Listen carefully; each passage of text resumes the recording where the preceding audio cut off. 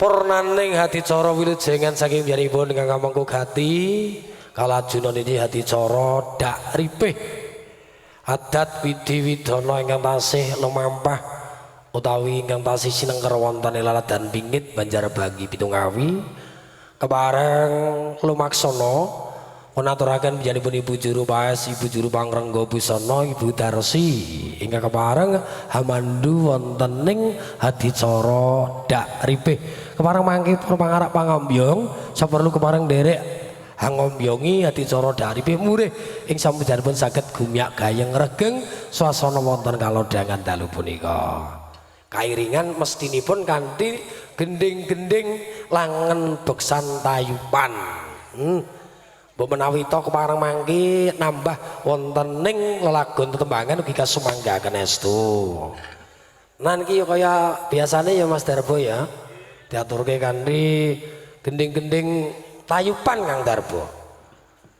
Lah tenan alon-alon ning sing baku iso kelakon. Lah Siti iki nek lenggah kon mbok ya rasa cedhak karo Mbak Widya no nyapon. Rada adoh karo Mbak Widya. Men ora ketok peteng dedet ngono lho Sip. Kono lho nandik pawon. Yo Mas Darbo, alon-alon yuk disamaptake yo.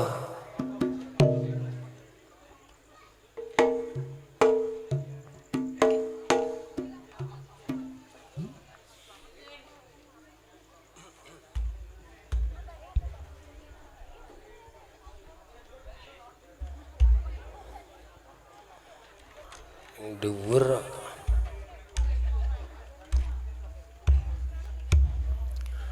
Nanji kepareng menika ngadani adicara daripe kepareng saking biyanipun keluarga ageng Bapak Langgeng Suyanto miwah Ibu Sulastri sawetawis sing kepareng netepi darmaning sepuh darmaning sutresna mantu putra putri hanamung kasunangan donga pangestunipun kenjuk para tamu mugi diaping satmojo temanten wonten dinten pinjing-pinjing manggi rahayu yuwana basuki mekaten ya nang diwiwiti nang kecak-kecak ben nang gumyak gayeng.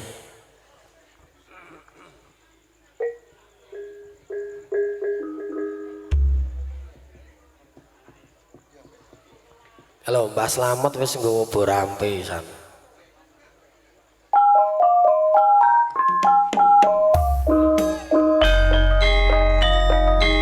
Coro daripeh alaksanan kasembadan kabiwadha katur kunjuk dhateng biarpun para penggak para tamu awis tinggal saking Mandrawa utawi saking Dalam Agung madhalipun Sratmojo temanten calon Sratmojo temanten sekalian arangkul kaginten madhalipun jogetan baksan ugi biaripun korban karing pangambyong temanten sawetawis delek ngestreni pekaten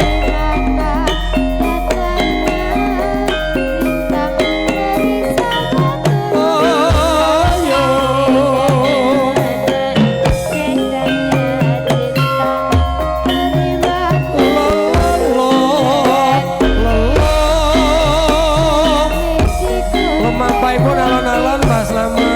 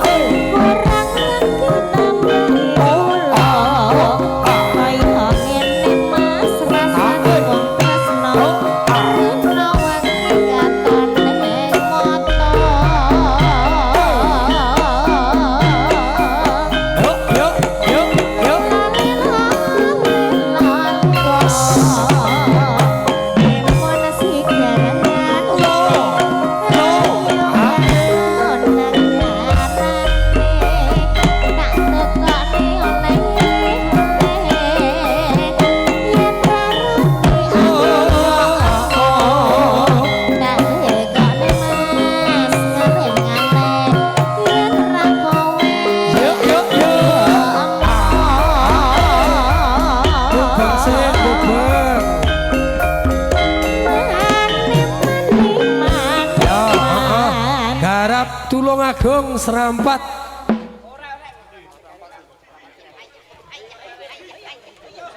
Sing dhisik orek-orek apa serampat sik? Orek-orek sik ku terus serampat. Ya. Orek-orek terus serampat. Ku serampate nomor 3. Ah.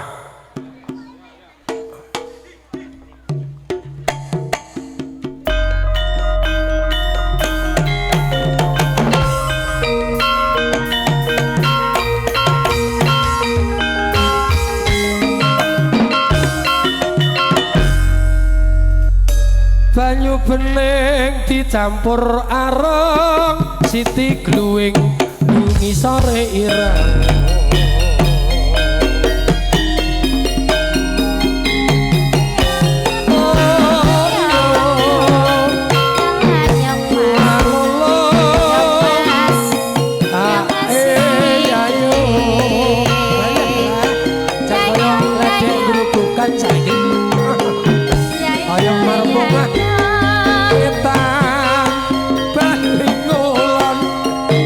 Satya ning kelakon ya ngono mas ya ngono rek mabur kelan ya mas ya mas ya mas iki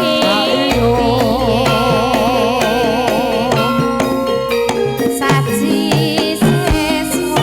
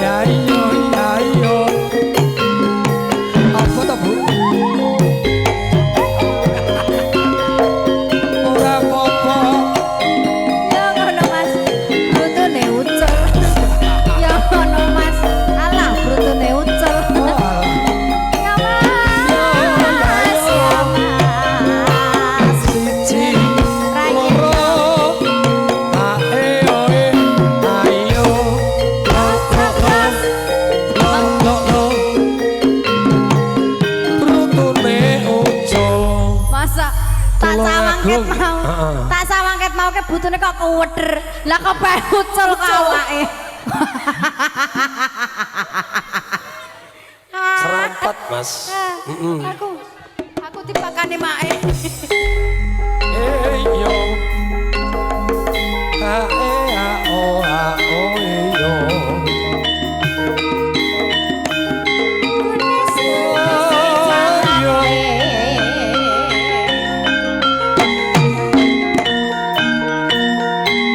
yo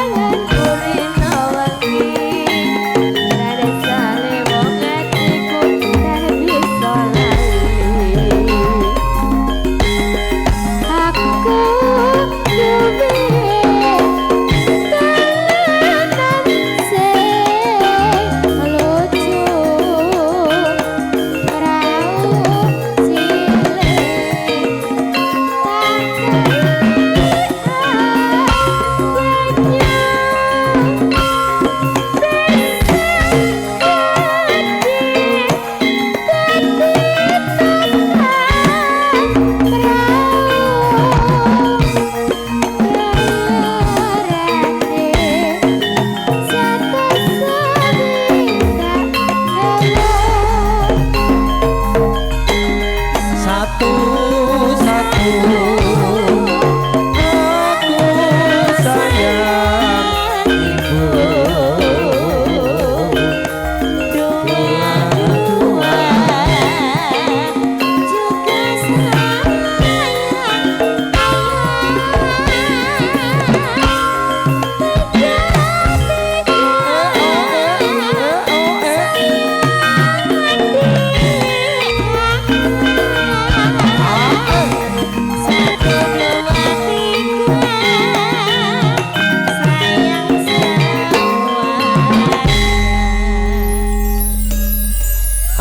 alhamdulillah manggi rayu Yuwono Pasuki adicara daripe kalaju mbok pilih menika bubaan apa mboten Bu langsung nggih purna rampung adicara daripe saiki biyanipun Kang Mangku Gati Bapak Langgeng Suyanto miwa Ibu Sulastri hang laju biyanipun Ibu Juru Paes ngawontenaken adicara bubaan sawetawis monggo sasana kepareng derek lerem dulur-dulur andara.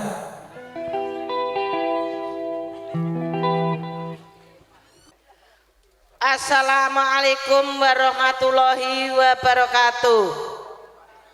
Dumateng para tamu kakung saha putri ingkang sami lenggah wonten pun Bapak Langgeng sekalian Ibu Lastri. Sarene dalu menika badhe mbubak awambucal sengkala menika Bapak Langgeng kedah ngawontenaken bapa sesikalih ingkang setunggal nggih menika bapa pepunden kula Bapak Kasun Bapak Budi ingkang nomor kalih nggih menika Bapak Abdul Basir sumangga disepoti liwat Ngayogyakarta Hadiningrat sumangga.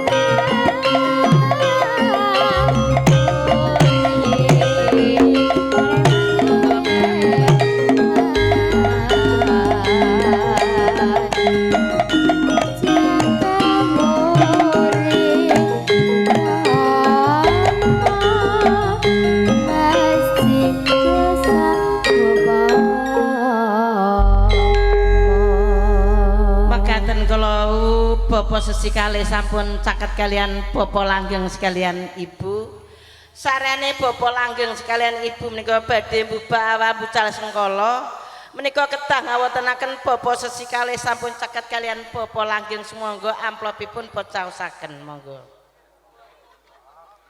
nggih monggo nyantampi Pak J mangke amplope jenengan mengke isine kulong ya Pak.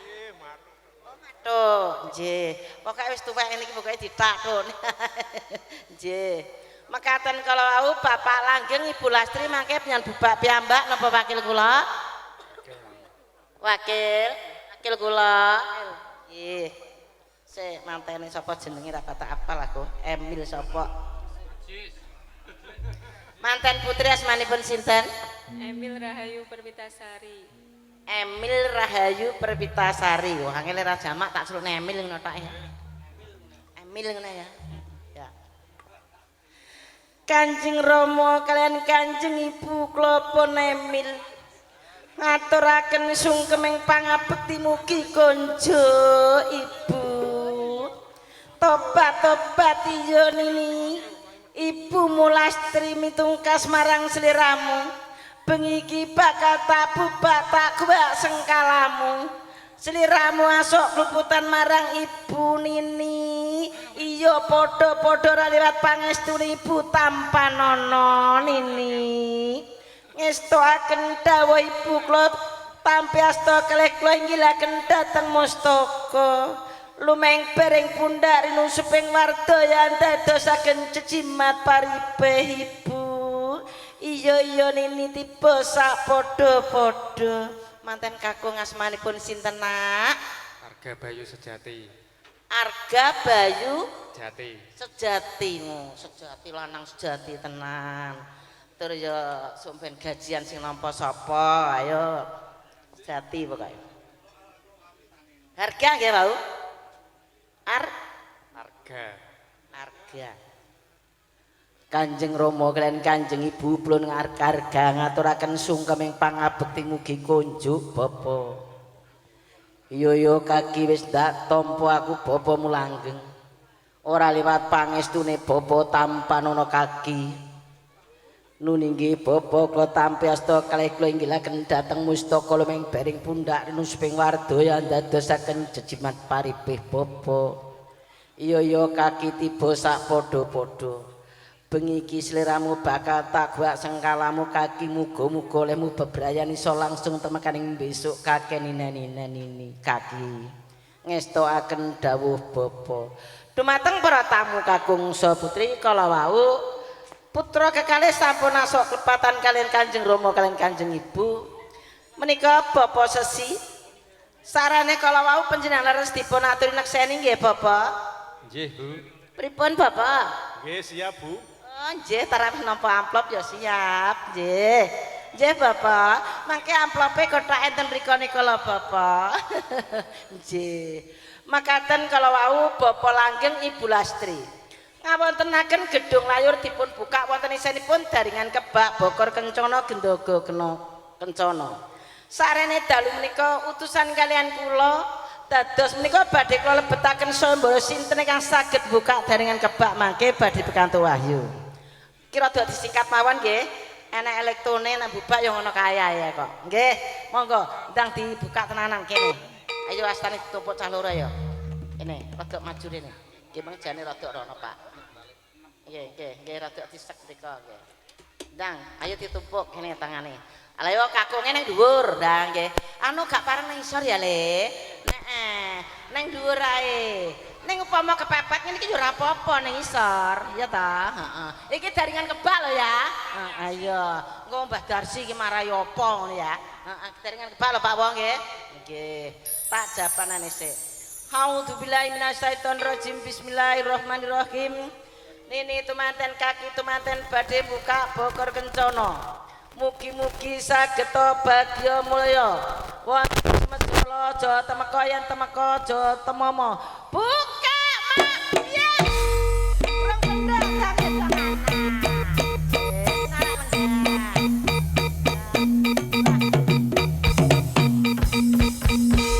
Pak Wak mantan loro nang buka guyang-guyu marem ya Pak oh ngaten pokoke marem buka-buka isanipun Bapak Sesi Sadat penetek penata agama kula slamet kacang kawak dile kawak wimbili sarwa kawak sak kawak-kawak isine bokor tasik kawak manten ngantos dumugi benjing nggih Pak Dul nggih nggih menika cobi Bapak kula aturi kraosaken Bapak mangga Bapak pripun Bapak raosipun Wonten ademe wonten angete, Bu. ngaten adem anget pripun Pak Dul Nggih, enten pesingi sithik. pesinge sithik nggih kala wau Bapak kasun kala wau adem anget adem rezekine anget turone mboten anget gawene saniki pembangunan pun maju napa-napa pun maju mboten anget nggih anget turone adem rezekine pesing menawi benjang kagungan putra nggih ya muga-muga ndang kagungan putra mbahe bentang ngomong nggih nggih kala wau monggo Bapak Langgeng kalian Ibu Lastri dibuka gendogone iki mengjane rada kuali kok nggone ning kono nah ngoten jenengan gengser nggih monggo Ibu Lastri kalian Bapak Langgeng monggo dibuka tenanan monggo buka dhewe nggih wis rasa dijapani bismillahirrahmanirrahim dibuka biya nek buka tekan jero Pak Langgeng nah dibuka sedaya komplit Bu dipresani cok bakal komplit napa-napa sedaya komplit Bu niki napa dipresani didemek Bu niki digrayai sik nah niki napa Bu telur pinten Bu telure setunggal oh kleru telure kalih Bu niku sangklir lah sampean tuh grayai alon-alon ora teko kabeh nggih dadi nek grayah-grayah niku kudu loro nggih didemok kene karo didemok kene iki ndoke loro apa siji niki wau siji to oh kalih Pak Langgeng leres kalih oh kleru sampean ya to lali mesine nggih pun lenggah nggih alah jenengan jeng-jeng utusan kalih juru paes manten cok bakal menika mangke disukane bokor kencana kangge mijiki manten nggih Bu nggih makaten kala wau nek terusne kesuwen ndang wis ngoten mawon rada ngantuk nggih menika Bapak Langgeng sekalian anggenipun bubak awak sampun kabul pinuwunipun pepasang dekorasi wonten mriko nggih wonten kananipun dalemipun Pak Langgeng Tarah yo nggone rada miring nggih nyuwun pangapunten sing penting jing-jing panggih wonten mriki mangke masalah foto pindah mriku nggih manten lanang nggih ora kok manten disisihne ora lho saiki iki modele ngono kuwi soalé tamune kathah nek ning kene nek tiba piye nggih ta nggih menika kangge palenggahan putra kekalih dinten enjing-enjing tabus dosa dipun lenggahaken wonten kursi gading dampar kencana kairing-ring mbok widodari sekembarang ngedepaken para nabi para wali para mbok widodari enjing-enjing anggenipun ndhawuhaken tabus dosa. Bapak langgeng sekalian pasang tuwuh wonten ing saka. Tuwuh sajodho utawi tarub menika. Bapak langgeng ngandhapaken dewa utawi widodari mandhap peparing berkah pangestu ancik-ancik dumateng tuwuh. Pramila manten menika menawi tuwuhipun tasih asli wonten ontongipun menika panci ingkang leres ngaten. Menawi gedang mateng dipun sunduki ontong menika palsu. Dadosipun kangge ancik-ancik mbok widodari maringi berkah pangestu dumateng manten. Anggenipun dedaupan. Mangke menawi ancik-ancik wonten ontong menika nek kepleset dawahipun mantenipun pikantuk seda. Widodarine jeblok, mantene entuk seda. Nek ngeten iki dienggo ancik-ancik mboten napa-napa nggih. Jajal Pak Wan ancik-ancik napripun? Mboten wayah ancik-ancik nggih. Menika Bapak langgeng pasang ron ringin wonten ing saka maksudipun putra kekalih saged ta guyub rukun kakeninen-inen ninilan mentuna dumugi ning benjing kados ta toya bling kangge penyawukan saged ta kados ta suget ijo kangge penyebrukan benjing kenging kangge pengayoman putra wayahipun Bapak langgeng sekalian Ibu Lastri. Menika anggenipun pepasang menapa kemawon sampun boten wonten ingkang kirang. Benjing-enjing ngasta kembar mayang. Sekawan cacahipun kala wau Pak Langgeng ingkang damel nggih menika anak Mas Putut Sutresno sampun dados sampun katebus menika sampun luar enjing-enjing kangge ndhawuhaken kang putra wonten ngandhapipun Tarupagung dipun cekaken wonten Bancik Sudung dipun andhapaken Tarupagung kairing-ring mbok widodari 1000 krang setunggal jakepe juru pas manten. Makaten kalau wau upama tak daris wong utuh kok meman-meman kae ditanggap kok. Mestane tukangku syuting wis kengen nggih. Mangke jinjing mriki malih dadosipun niki mengke badhe bubaan tukang syuting mantuk enjing-enjing dugi malih injing nggih. Makaten kalau wau dumateng para tamu kagung saha putri anggenipun Bapak Bapak langgeng sekalian Ibu Lastri mugi-mugi saged kabul punipun boten wonten danyang kang mutangaken. Saged rawir-rawir rantas malang-malang putung sengkalianipun Bapak langgeng mulai dalu menika dipun bucal kersanipun ilang nggih ngaten mawon nggih pun luar nggih pun lega napa dereng Pak pun nggih pokoke pun ngaten nggih Pak nggih pun ngaten mawon dumateng para tamu kagung saha putri kula Mbah Darsi anggen kula mbubak kala wau nyuwun pangapunten dumateng anakku kliwir wis ora tau pethuk le nggih Mak tau paku ki nek dituthuk karo apa le mboten Mak tak cepake dhuwit 100 gak sida tak kene kowe lha napa ya gak apa-apa Cedhil, omongane wong mbok gatek dumateng para tamu kagung saha putri mekaten kala wau kula pribadi mbok menawi wonten kalepatan solah tingkah tata sobo sita kula mboten saged meranani penggalih panjenengan kula nyuwun pangapunten saageng-agengipun panutupe ngatur wassalamualaikum warahmatullahi wabarakatuh. Waalaikumsalam warahmatullahi wabarakatuh. Yo yo ayo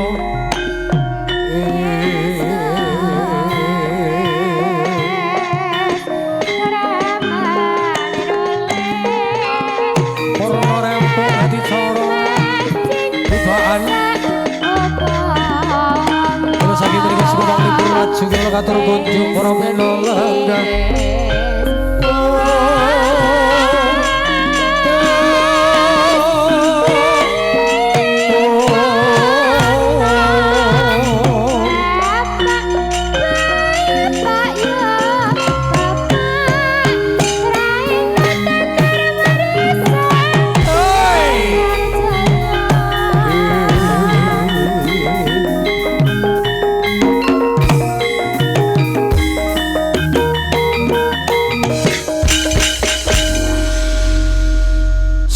sapa ora kok aku ora kok Kang Darbo Yohanis Sela ora kok Widya nek wis ndiangen-angen kira-kira arep diwehne wong ki ya sida diwehno aja nganti ora sida diwehno engko nek timbil piye ngono lho dadi wis ndiangen-angen ki ya kudu Le anakku kliwit. lho balik tenan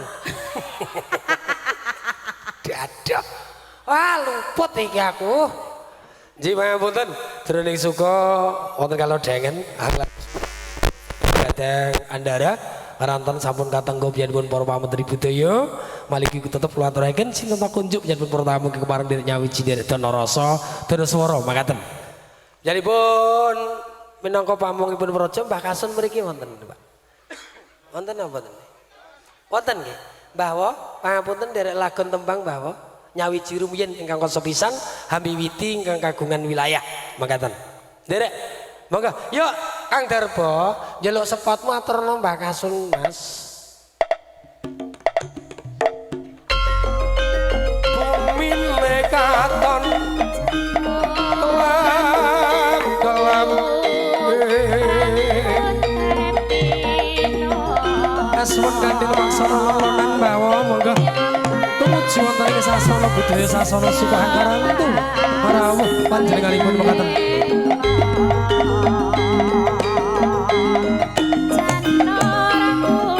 mujinganipun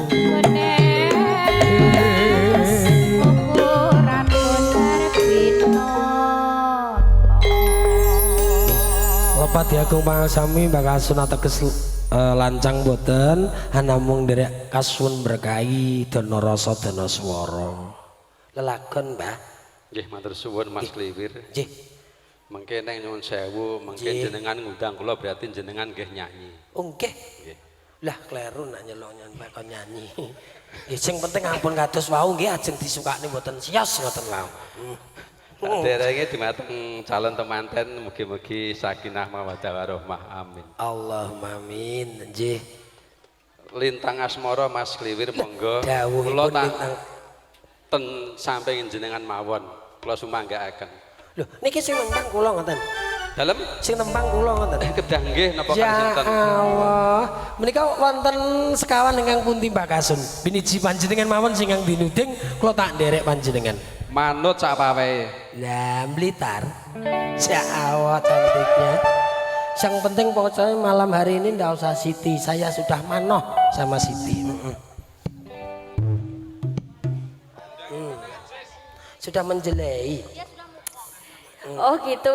Tadi apa manoh ya? Manoh. Manoh ya bahasa baru gitu. Kalau di Blitar kan ya waleh gitu aja ya. itu bahasa Sudah gumoh.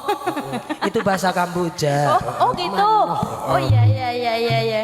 yuk enggak kali Mbak Kasun Ije semonggo. Ije niki bahwa.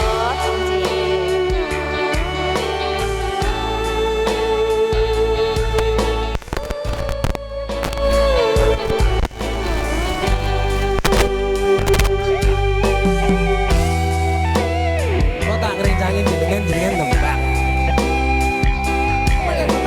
buat apa-apa jenengan sing tembang siang pantoro ratri mong eling manusia setiap bisa aduweni marang sang Yasulaksmi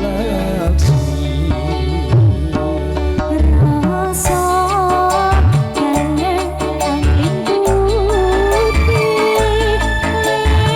artis kita yang dari Blitar aku saksi upayane datang eling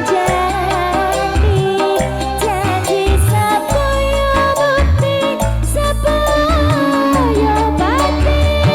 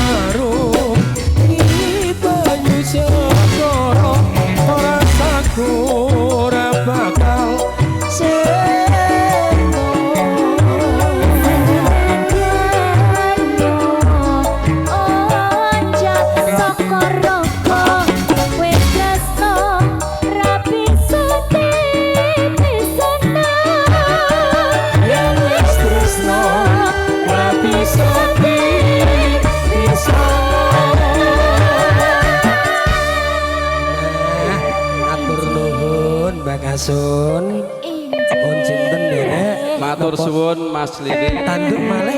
Tanduk malih pripun? Bapak. Aduh. Lah niki. Lah. Ji matur mbandung. Wah, terima kasih. Bodo disangoni bodhe tak simpen. Alhamdulillah. Gantene jenengan. Oh, ngoten lho. Mugi-mugi estu saged lumintur rezekinipun langkung timbang dalu nikah. Amin. Matur suwun Mas. Terima kasih kembali Bapak, monggo dipun lajengaken Bung MC sios to sida to. Sias tenan. Diaturi pokok sida ya sida. Salam-salam yang dari Blitar, Dik. Oh, ini lagi Lipo tidak? Iya no. Lipo ini. Iya. Ya. Dari channel mana ini Kang Mas kalau dari boleh tahu? Ngawi Multimedia. Ngawi Multimedia. Oke. Halo buat semua viewers yang melihat di sini ya. Salam-salam semuanya buat yang ada di Blitar. Halo, aku tekan Ngawi guys. Oh. Terima kasih. Orang Ngawi baik-baik loh guys, lucu-lucu bisa sampai sakit pipi kungguyu sampean karo mbak-mbak. Bukannya lucu. Kenapa? Koclok. Oh, didelok. Terima kasih. Terima kasih kembali monggo. Matur nuwun Mbak Widya, ya Allah, ya Allah. Ki dulur kelanang nanti Kang Sarijo ki ya. Kang Sarijo. Lek Jo. Tembang lek Jo. Ya nduk siji sinambe ngerantu.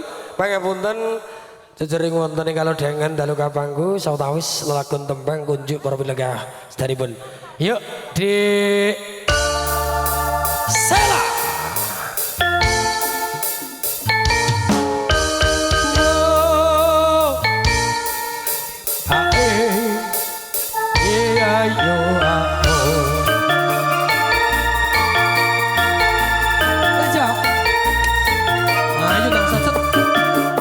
Nanti sampai jam 12 ya. Ya, sabarnya penyanyi handal jas. Mewakili Dewi Karang Taruna. Ayo dong, lanjut.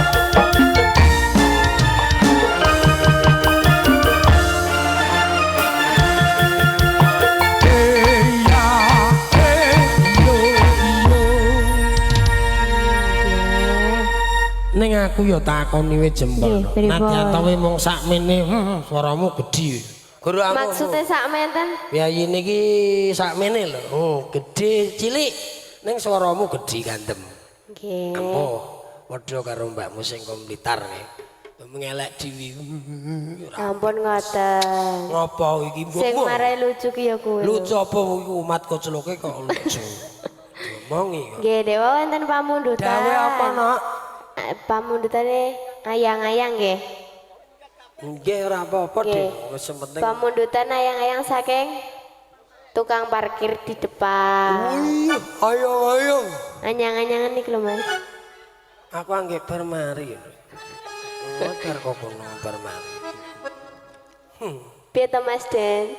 Deni. Hati-hati nek glundung. Deni matane lirak-lirik ae. Gah, tanggomu judet lho kok ngene lirak-lirik. Lah ya, ndang rabi ngono lho mate ki. Nunggu kowe. Ngono. Ya muridmu pateni ya. Ayo aturne Kang. Derba.